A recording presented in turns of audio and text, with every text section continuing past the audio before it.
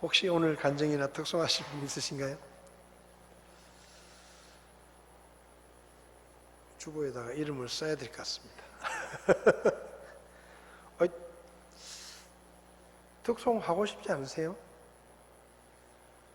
하나님이 지난 일주일 동안 뭔가를 우리에게 해 주셨을 텐데 그냥 넘어가지 마시고 특송도 하시고 간증도 하시고 이렇게 하시면 좋겠습니다. 좋은 말로 할 때 그렇게 하시면은 그렇잖아요. 하나님이 우리에게 뭔가를 베풀어 주셨고 뭔가를 도와주셨는데 혼자만 알고 싹 넘어가면 다른 사람은 절대로 알 수가 없잖아요. 그러면은 하나님이 받으실 영광을 손해보는 거예요. 근데 우리가 막 떠들어 이야기하면 듣는 사람도 참 하나님은 참 좋으신 분이구나 하고 같이 영광을 돌리면 하나님이 더 큰 영광을 받으실 수 있으니까 받은 게 있거든. 꼭 하나님 앞에 고백하시고 간증하시고 그렇게 하시면 좋겠습니다. 오늘 오후에는 창세기 18장 1절에서 15절까지 말씀을 같이 보시겠습니다. 성경을 찾으셔서 창세기 18장 1절에서 15절까지 말씀을 제가 앉아 읽고 여러분이 앉아 읽고 교독하겠습니다. 주께서 마므레 평야에서 아브라함에게 나타나시니라. 날이 더울 때 그가 장막문에 앉았다가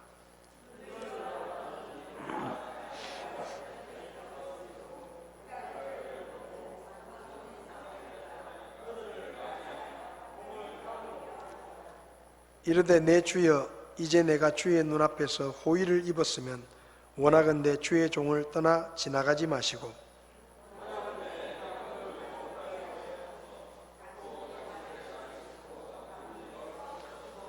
내가 빵 한 조각을 가져오리니 당신들은 마음을 편안하게 한 뒤에 지나가소서. 이런 까닭에 당신들이 당신들의 종에게 오셨나이다 하며 그들이 이르되 내가 말한 대로 그리하라 하니라.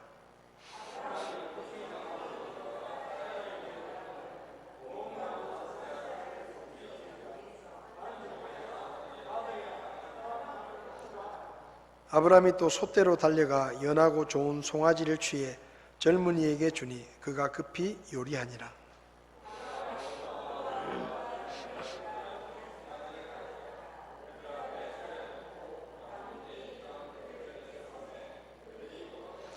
그들이 그에게 이르되 내 아내 사례가 어디 있느냐 하니 그가 이르되 보소서 장막에 있나이다 하며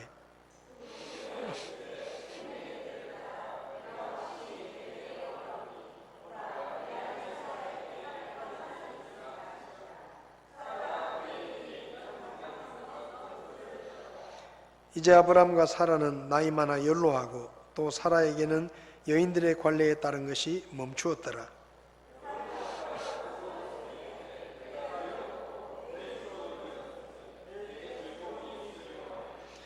주께서 아브람에게 이르시되 어찌하여 사라가 웃으며 이르기를 내가 늙었거늘 정말로 아이를 낳으리오 하느냐.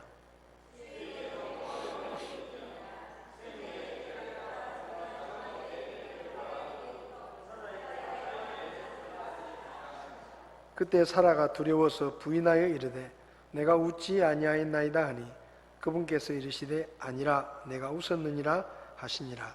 아멘. 잠시 기도하겠습니다. 하나님 아버지, 이 오후 시간에도 저희가 예배를 드리며 하나님의 말씀을 나눕니다. 주의 성령님께서 우리 각 사람에게 말씀하시고 주의 말씀에 따라 교훈을 배우게 하시고 믿고 순종함으로 하나님을 기쁘시게 할 수 있게 저희들을 가르쳐 주시옵소서. 부족한 종을 써주시기 원하며 예수님의 이름으로 기도했습니다. 아멘. 자리에 앉으시겠습니다. 오늘은 아브라함에게 세 사람의 낯선 나그네가 찾아오는 내용이 기록되어 있습니다.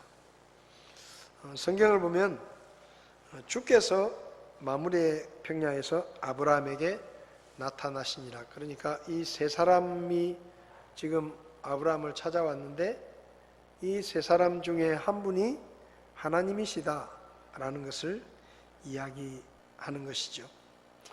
여러분, 하나님께서 우리를 찾아오십니다. 하나님께서 여러 가지 모습으로 우리를 찾아오시는데 이 고대 근동 사회에서는 특별히 이 지나가는 나그네를 환영하면서 이렇게 극진히 대접하는 것이 이 고대 근동 사회에서는 아주 일상적인 일이었습니다. 그게 신에게 복을 받는 일이었다라고 여겨지고 있었습니다. 제가 사이판에 있을 때 이제 거기 원주민들이 사는데 이제 제가 하루는 길을 이렇게 가고 있는데 제 교회 옆에 이제 여러 원주민들의 집이 있는데 한 집에서 파티를 하더라고요. 그 사람들은 파티를 잘 해요. 특히 금요일 날 저녁쯤 되면은 집집마다 막 파티를 많이 합니다. 파티를 많이 하니까 어떤 집은 온 가족이 밴드 아버지부터 시작해서 아들 딸까지 전부 밴드를 해가지고 그 집에서 파티를 하면 그 밴드를 초대해가지고 음악을 연주하고 이렇게 노래도 부르고 이렇게 하기도 하는데 어쨌든 제가 이렇게 지나가는데 그 파티하는 집에서 한 사람이 막 뛰어나오더니 저를 자기 집으로 초대하는 거예요. 이렇게 와서 음식을 좀 드시고 가시라고. 잘 모르는 사람이에요. 근데 자기 집에 와가지고 음식을 드시고 가시라고. 그래서 가보니까 거기 이제 동네 사람들 초대해가지고 같이 이제 음식을 먹고 파티를 하는 거예요. 근데 참 그게 처음에는 굉장히 낯설었는데 이제 그분들은 늘 그렇게 하는 거예요. 자기들이 파티를 하면 지나가는 사람이 있으면 나와가지고 자기 집에 와서 음식을 드시고 가시라고 이렇게 초대를 하고 또 같이 음식을 나누면서 이렇게 얘기도 하고 이렇게 하는데 사실 우리나라도 옛날에는 이런 일이 참 많았습니다. 옛날에는 뭐 결혼식을 해도 시골에서 그냥 집에서 하거나 또 장례를 치러도 집에서 이렇게 하는 경우가 많이 있었는데 그래서 이제 집에 음식을 차려놓고 이렇게 뭐 일을 하면 이제 손님들이 이렇게 오면 또 동네 사람들을 다 불러가지고 같이 음식을 나누기도 하고 잔치도 하고 이런 일들을 참 옛날엔 제 어린 기억에는 많이 있었는데 요즘은 뭐 다 장례식도 장례식장에서 하고 결혼식도 뭐 결혼식장에서 하니까 옛날에는 결혼식을 하면은 한 일주일을 손님이 와요. 멀리 사는 친척은 막 이틀 전부터 와가지고 이 결혼식 날보다 이틀, 3일 전부터 왜냐하면 멀리서 와야 되니까 오는 시간이 많이 걸리니까 일찍 와가지고 막 죽치고 앉아가지고 며칠 동안 그냥 뭐 결혼식 전에 한 3일 전에 와가지고 끝나고 또 3일 후에 갑니다. 그만 일주일 내내 그냥 있으면서 그냥 그 성가시게 하는 일들이 많이 있었는데 요즘은 뭐 그런 게 없잖아요. 무슨 서울에 있는 무슨 예식장에서 몇 시에 결혼식 합니다 그러면 시골에서 그냥 버스 대절해가지고 밥때 맞춰가지고 쫙 가가지고 밥 한 끼 딱 먹고 결혼식 축하하고 또 밥 먹고 나면 또 급하게 내려가고 뭐 세상이 너무 편해졌어요. 뭐 친척들도 그렇게 일찍 오지도 않아요. 다 그냥 예식 시간에 맞춰서 오고. 그 옛날에는 그런 문화들이 많았는데 요즘은 좀 이게 좀 각박해져 가지고 우리 아파트도 사실은 이사를 이렇게 자주 오는데 그 같은 라인이라도 잘 이사를 와도 엘리베이터에서 마주치면 뭐 인사는 할까 뭐 찾아오고 뭐 이런 일이 거의 없어요. 잘 몰라요. 그런 시대를 지금 우리가 살고 있습니다. 근데 이 고대 사회에서는 이 손님이 지나가면 손님들을 자기 집에 초대하거나 아니면은 손님들에게 물을 대접하고 이렇게 아주 음식을 대접하는 것이 이렇게 통상적인 그런 일이었습니다. 그래서 아브라함이 여기 보면 날 더울 때 장막 문에 딱 앉아 있는데 날 더울 때 왜 나가 있겠어요? 혹시 손님들이 지나가면 내가 신에게, 하나님에게 축복받을 수 있는 기회다. 그래서 손님들에게 베푸는 것이 하나님에게 복을 받을 수 있는 기회라고 생각하기 때문에 손님을 기다리는 거예요.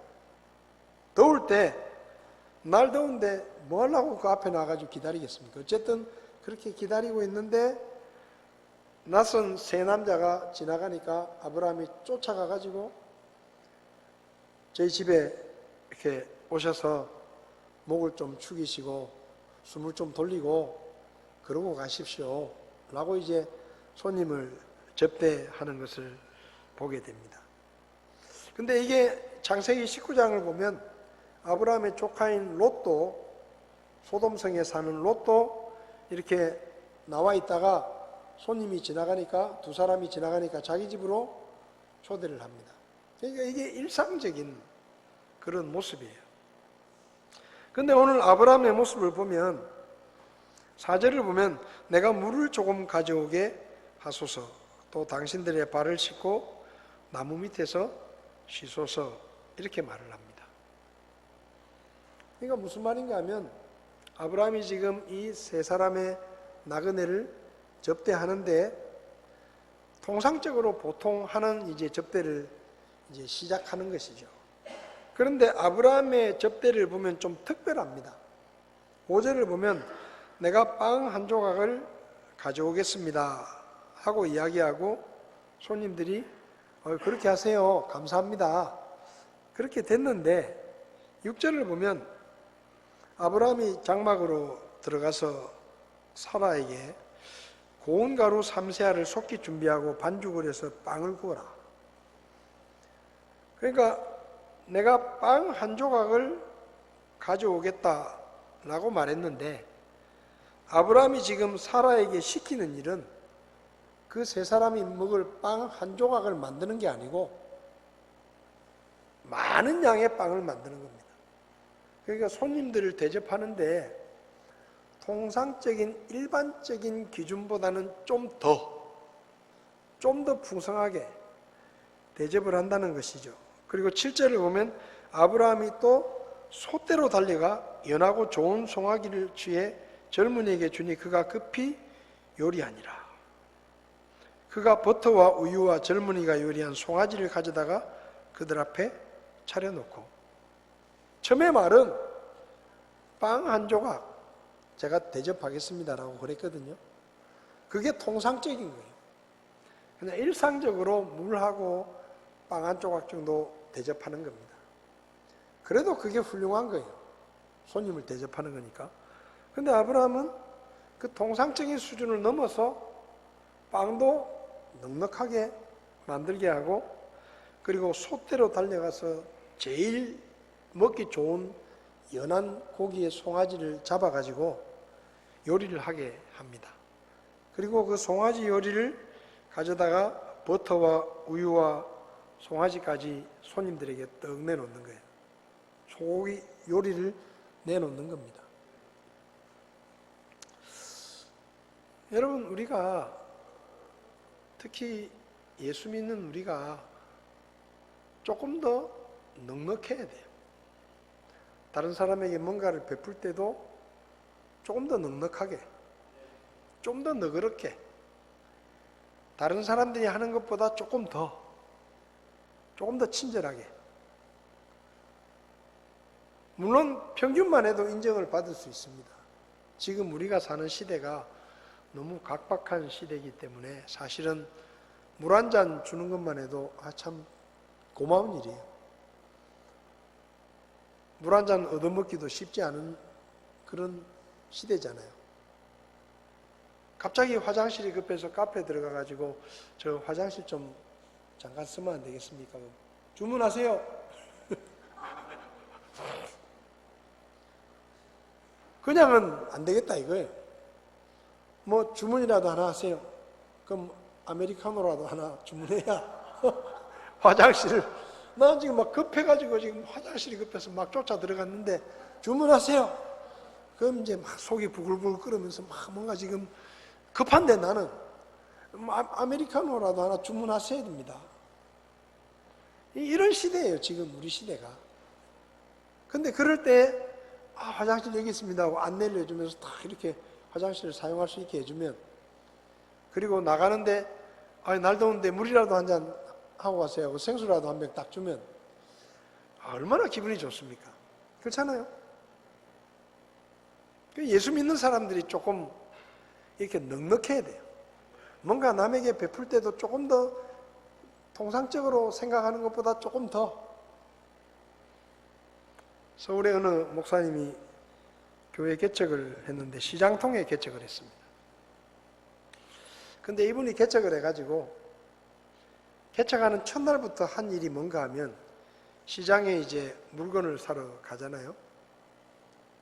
그러면 이제 주로 할머니들 이렇게 쭉 앉아가지고 채소도 팔고 이렇게 하잖아요. 좌판에서. 근데 이 목사님 사모님이 예를 들면 이런 거예요. 3,600원 이렇게 적혀 있으면 4,000원을 주고 거스름돈은 그냥 두세요. 안 받는 거예요. 거스름돈을. 뭐 3,500원 이러면 500원을 안 받는 거예요. 잔돈을. 처음부터 개척을 해가지고 처음부터 그렇게 하신 거예요. 그 물건을 사면, 그러니까 장사하는 사람들이 이상한 거죠. 왜냐하면 보통 사람들은 3,500원이라면 500원 깎고 3,000원에 합시다. 깎으려고 하는데 이분들은 누군지 모르겠는데 잔돈을 안 받아가는 거예요. 그러니까 뭐 400원 잔돈 꺼내려고 이렇게 찾고 있으면 수고하시는 데가 그냥 냅두라고 그러고 가는 거예요. 근데 그 부인도 그렇게 하고 남자도 그렇게 하는 거예요. 그래서 사람들이 궁금한 겁니다. 뭐 물건 사러 오면 전부 깍쟁이처럼 100원이라도 깎으려고 막 그렇게 하는 시대에 몇백 원 잔돈 이런 걸 안 받는 거예요. 그래가지고 이제 얼마 지나지 않아서 그 시장에 소문이 나는 겁니다. 얼마 전에 우리 집에 뭐 야채 사러 누가 오셨는데 거스름돈을 안 받더라. 근데 또 어떤 사람은 또 뭐 생선 사러 누가 왔었는데 그분도 거스름돈을 안 받더라. 자기들끼리 얘기하는 거 보니까 같은 사람이네. 이렇게 된 거예요. 그리고 얼마 시간이 지났습니다. 이 목사님이 시장에 딱 들어서면 시장 그 파는 아줌마들이 다 자리에서 일어나는 거예요. 다 일어나가지고 인사를 거부하는 거예요. 사모님이 시장에 딱 들어서면 저 끝에 좌판에 있는 할머니까지 다 갑자기 일제히 일어나가지고 인사를 거부하는 거예요. 사람들이 궁금한 건 도대체 좀 많은 사람이냐. 근데 누가 그러는 거예요. 저분이 여기 우리 시장통에 저쪽 구석에 가면 새로 교회가 하나 생겼는데 거기 목사님이시라. 여러분 얘기만 들어도 감동이 되죠. 네? 이야기만 들어도 남의 얘기인데 이야기만 들어도 감동이 되잖아요. 그러니까 그리스도인이라는 게 우리가 세상에서 살아갈 때 좀 너그럽게, 좀 이렇게 다른 사람들을 대할 때도 좀 너그럽게, 넉넉하게. 커피집에 가서 커피를 시킵니다. 근데 앞에가 테이블이 지저분한 거예요. 그러면 좀 테이블 좀 닦아주세요. 그렇게 할 수도 있죠. 근데 보니까 바쁘다 이 말이에요. 그럼 가가지고 물티슈를 하나 달라든지 해가지고 내가 닦으면 되잖아요. 내가 앉을 테이블인데 그 좀 지저분하면 한번 닦아주면 고마워할 거 아니에요. 네? 그러면 샷도 하나 더 줄 수도 있고 커피값도 좀 싸게 해줄 수도 있고 네? 서로 오고 가는 게 있잖아요. 한번 해보세요. 막 지금 손님이 와가 바쁜데 안 그래도 지금 혼자서 일하느라고 정신이 없는데 손님이 하나 오더니 아주 카랑카랑한 날카로운 목소리로 테이블이 왜 이리 더럽냐 이런 식으로 테이블 좀 똑바로 좀 닦아주세요. 그러면은 열받는 거예요. 근데 또 성경책을 딱 펴놓고 또 성경을 읽고 있네. 그러면 안 되는 거예요. 그냥 물티슈 하나 받아다가 싹 닦고 그러면 다른 손님하고 좀 다르잖아요. 근데 성경책을 더 꺼내면 그럼 그렇지. 예수 믿는 사람이구나. 아브라함이 지금 손님을 대접하는데 통상적인 수준을 넘어서 넉넉하게 대접을 하는 겁니다. 우리가 좀 그래야 돼요. 예수 믿는 사람들의 사랑이 조금 더 깊어야 돼요. 용서할 때도 조금 더 넓어야 돼요. 아니, 다른 사람들이 볼 때는, 야, 저 사람 진짜 화났겠다. 그런데 그 사람이 딱 일어나가지고, 아이, 괜찮습니다. 하고 웃으면서. 그러면은, 내가 저런 상황이면 정말 화를 냈을 텐데, 저 사람 참 훌륭한 사람이다. 그러다가 그 사람이 성경책을 본다든지 아니면 예수 믿는 사람이라는 걸 알았을 때 사람들에게 감동이 되는 겁니다. 그러니까 우리가 조금 예수 믿는 사람들 좀 그렇게 해야 돼요. 그렇게 살아야 돼요. 구제를 할 때도 조금 더 넉넉하게, 조금 더, 직장에서 일을 할 때도 조금 더 성실하게, 조금 더 정직하게, 그렇게 하는 모습을 통해서 우리가 그리스도인의 모습들을 사람들에게 보여줄 수 있는 거예요. 여러분, 우리는 그냥 우리만 드러나는 게 아니라 우리 안에 계신 하나님이 드러나는 것입니다. 하나님을 보여줘야 되는 사람들이에요. 그래서 우리가 그런 평균보다 조금 더하는 삶을 살아야 될 필요가 있습니다. 아브라함이 그렇게 했죠. 그러니까 하나님께서 아브라함에게 이제 사라 이야기를 하십니다. 사라가 어디 있느냐? 장막에 있습니다. 그러니까 사라가 이제 아들을 낳게 될 것이다 라고 이야기를 하죠. 근데 성경을 보면 사라가 웃었다 그랬어요. 속으로 웃었다. 왜냐하면 여기 보면 11절에 나는 나이 많아 연로하고 그리고 이제 여자에게 있는 그 월경도 끝난 거예요. 그러니까 아무리 생각을 해도 무슨 수를 써서도 아이를 가질 수가 없는 거예요. 그러니까 속으로 웃는 거예요. 12절에 사라가 속으로 웃으며 이르되 내가 늙었고 내 주도 늙었는데 무슨 수로 애야 하고 피식 가짠다는 거죠. 어떻게 그런 일이 있겠느냐. 속으로 웃었다 그랬어요. 여기 성경에 속으로 웃으며라고 적혀 있습니다. 그럼 왜 속으로 웃으며라고 적혀 있느냐? 하나님은 속으로 웃는 것도 알아요. 사람은 몰라요. 나하고 이야기하는데 그 사람이 속으로 나를 비웃어도 모릅니다, 우리는. 겉으로 그냥 예. 그럼 그런 줄 알아요. 근데 하나님은 사라가 속으로 웃는 것을 아십니다. 그래서 물으시잖아요. 사라가 왜 웃냐? 왜 웃냐? 그러니까 사라는 속으로 웃었어요.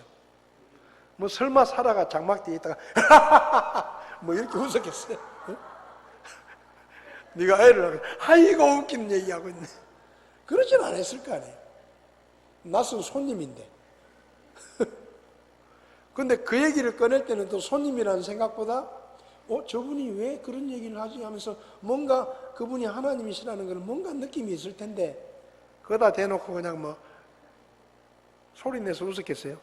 그냥 속으로 야 나는 이제 뭐 생리도 끝났고 내 남편도 저 늙어 빠졌는데 무슨 애는 애야 하면서 속으로 웃었는데 하나님이 아십니다. 여러분, 하나님은 다 아십니다. 우리에 관한 모든 것을 하나님은 다 아십니다. 우리도 우리 자신에 대해서 모르는 게 많아요. 솔직히 뭐 한 60년 살다 보니까 내 속에 지금 뭐 어디가 어떻게 아픈지 뭐 얼마나 망가졌는지 사실 우리 모르잖아요. 뭐 증상이 나타나면 병원에 가가지고 선생님 아파서 왔어요 뭐 이러고 가지. 근데 우리 안에 지금 뭐 속이 어떻게 돼 있는지 뭐 지대로 돌아가는 건지 잘 몰라요. 못 느끼니까. 근데 하나님은 다 알고 계십니다.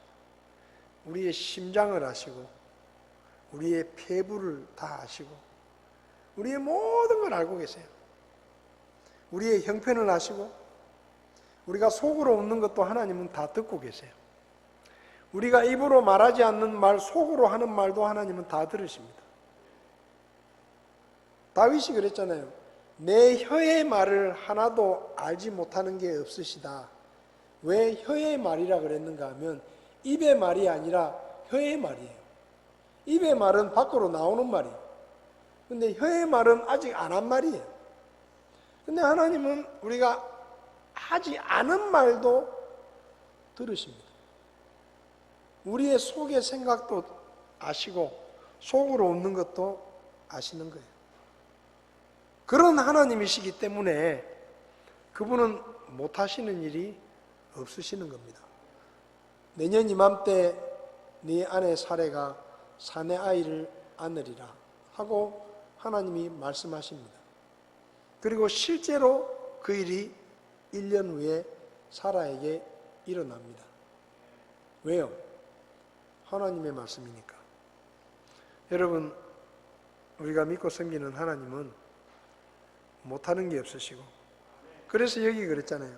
14절에 주에게 너무 어려운 일이 있겠느냐. 저는 이 말씀을 정말 좋아합니다. 그래서 저는 정말 어려운 일이 생겼을 때는 꼭 이 말씀을 저에게 읽어줍니다. 내가 믿고 섬기는 하나님에게 어려운 일이 있겠느냐? 답은 뭐예요? 없다예요. 하나님에게 어려운 일이 있겠느냐? 하나님에게 곤란한 일이 있겠느냐? 하나님에게 당황스러운 일이 있겠느냐? 하나님에게 못할 만한 일이 있겠느냐? 없어요. 하나님에겐 어려운 일이 없습니다.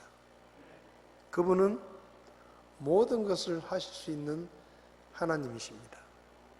혹시 살다가 어려운 일이 생겨서 걱정이 생기거들랑 거울을 딱 보고 동수야, 네가 믿는 하나님에게 어려운 일이 있겠느냐? 하고 물어보세요. 그러면 그 거울이 없다 이러고 답이 올 거예요. 없다라고 답이 올 거예요. 그러면 걱정할 필요가 없는 거예요. 왜? 하나님이 책임지시니까. 하나님은 그런 분이십니다. 여러분, 사라처럼 웃지 마세요. 속으로라도 웃지 마세요. 하나님 다 보고 계세요. 그리고 어려운 일이 없으신 하나님을 신뢰하시기 바랍니다. 그리고 여러분의 근심, 걱정, 제가 맨날 얘기하잖아요. 안 믿는 사람들도 근심을 털어놓고 다 함께 차차차. 안 믿는 사람들도 그렇게 노래 부르면서 사는데, 예수 안 믿는 사람도, 하나님 안 믿는 사람도 그러고 사는데, 우리는 뭐예요? 하나님 믿어놓고 오만 걱정 다 하는. 그러면 안 되는 거예요. 여러분의 근심을 터시기 바랍니다.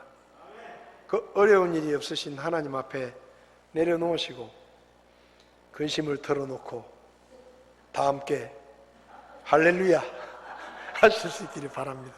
기도하겠습니다. 하나님 아버지, 주에게 어려운 일이 있겠느냐 우리에게 물으십니다. 사라가 속으로 웃을 때 나도 늙었고 내 남편도 늙었는데 무슨 아이를 낳는다는 말이냐, 불가능한 일이라고 생각했지만 하나님 물으십니다. 주에게 어려운 일이 있겠느냐?